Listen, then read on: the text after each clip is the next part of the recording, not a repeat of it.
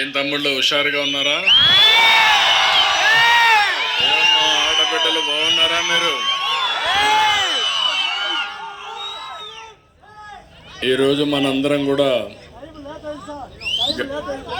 Late అయిపోయింది. ఇంకా ఒక మీటింగ్ కూడా ఉంది. గౌరవనీయులు పిఎస్ మునరత్నం గారు,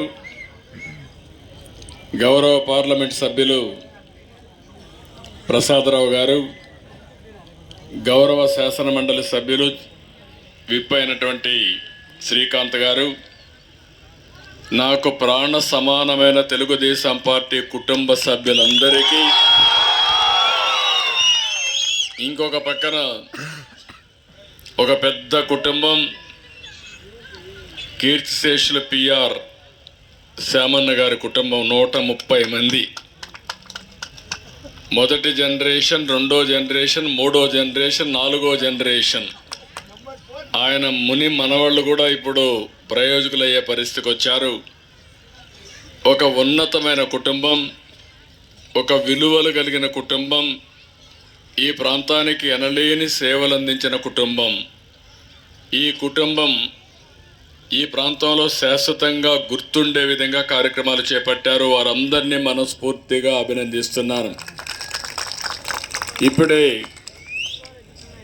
మునరత్నం గారు చెప్పారు, నాకు MBA నుంచి క్లాస్మేట్ ఆయన. అప్పట్లో ఇక్కడ ఎవరూ పెద్దగా చదువుకునేవాళ్ళు కాదు. ఈయనే వచ్చి యూనివర్సిటీ SV ఆర్ట్స్ కాలేజీ నుంచి మళ్ళీ యూనివర్సిటీ చదువుకొని అక్కడి నుంచి తర్వాత నేను 78లో వచ్చినప్పుడు ఎమ్మెల్యే అయిన తర్వాత మళ్ళీ 89 ఇక్కడికి వచ్చి ఎమ్మెల్యేగా పోటీ చేశాను. ఆ రోజు నుంచి శ్యామన్న గారిని నాకు బాగా తెలుసు.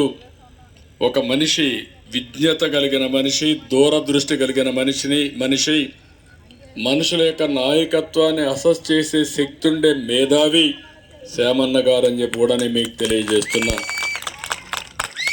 ఆ రోజు 89లో నా విజయానికి ఆయన కృషి చేశారు.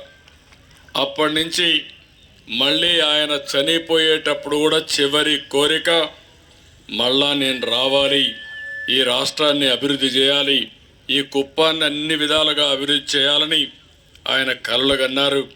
తప్పకుండా ఎలాంటి కలలు కన్నారో అవి నెరవేర్చే బాధ్యత నేను తీసుకుంటానని చెప్పి కూడా మీకు తెలియజేస్తున్నా. ఈరోజు ఆయన జీవితం కూడా మనం ఒకసారి ఆలోచిస్తే, ఒక నిరుపేద కుటుంబంలోనే పుట్టాడు, బాల్యంలోనే తండ్రిని కోల్పోయాడు, బాల కార్మికుడిగా పనిచేశాడు, అంచెలంచెలుగా ఎదిగాడు. నేనే ఆయన్ని ఉత్తమ రైతుగా ఆయన్ని గుర్తించి ముఖ్యమంత్రిగా గౌరవించాను. ఆయన 90 సంవత్సరం దగ్గర ఒక ఉత్తమ రైతుగానే కాదు, ఒక వ్యాపారవేత్తగా, రాజకీయవేత్తగా ఎదిగి ప్రజలకు దగ్గరున్నాడు.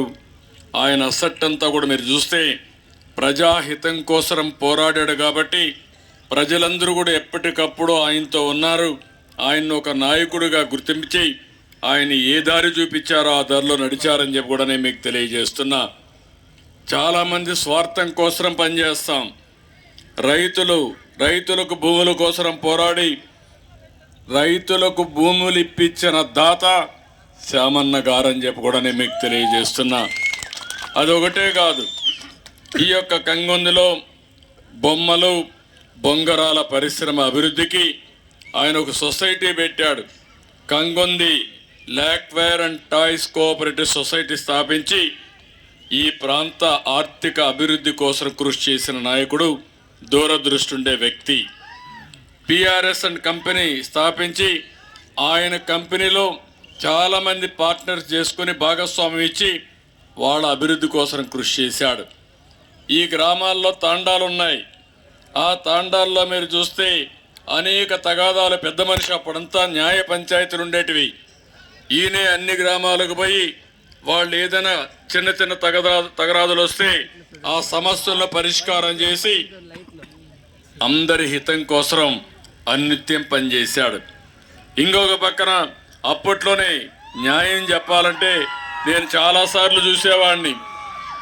వెరీ గుడ్, అందరూ కూడా ఇప్పుడు సంఘీభావం తెలియజేయాలంటే సెల్ ఫోన్ ఆన్ చేసి నా అటెన్షన్ డ్రా చేసే పరిస్థితికి వస్తున్నారు. అంతా కూడా కుర్రాళ్ళందరూ కూడా చాలా సంతోషం. ఇది కాకుండా ఈరోజు మీరు చూస్తే 30 సంవత్సరాలు కంగుందిలో ఏకగ్రీవంగా సర్పంచ్ అయిన ఏకైక నాయకుడు శ్యామన్న గారు. దాన్ని బట్టే మీకు అర్థమవుతుంది గ్రామం పైన ఎంత పట్టుందో అనేది. ఇంకో పక్క విజిలాపురం వ్యవసాయ సహకార సంఘ అధ్యక్షుడిగా ఎంతో అభివృద్ధి చేశారు. కడాన వన సంరక్షణ సమితి అధ్యక్షుడిగా కూడా పనిచేసి ఈ ప్రాంతంలో అటవీ ప్రాంతాన్ని అభివృద్ధి చేయడం కోసం పెద్ద ఎత్తున ముందుకు పోయి పర్యావరణాన్ని ఎక్కడికక్కడ ప్రమోట్ చేసిన వ్యక్తి. ఇంకో పక్క 70 ఏళ్ల పాటు ప్రాచీన దేవాలయాలు పునర్నిర్మాణం కోసం పనిచేయడం, శ్రీరామ భజన మందిరం, నడివేది గంగమ్మ గుడి నిర్మాణం, అనేక దేవాలయాలు